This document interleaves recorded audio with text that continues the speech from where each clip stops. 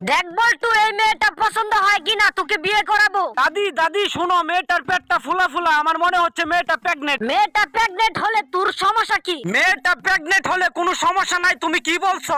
আমি ঠিকই বলছি বল্টু, তুই চিন্তা করে দেখ, মেয়েটা সত্যি সত্যি প্রেগনেন্ট হলে আমাদেরই লাভ। তুই খুব তাড়াতাড়ি বাবা হতে পারবি আর গর্ভবতী ভাতাও পাবি। শুধু টাকা আর টাকা, যত দ্রুত সম্ভব মেয়েটাকে বিয়ে করে ফেল বল্টু। এই মেয়েটার বাবা কোটিপতি, অনেক টাকা পয়সার মালিক। আচ্ছা দাদি, আজকেই আমি এই মেয়েটাকে বিয়ে করব।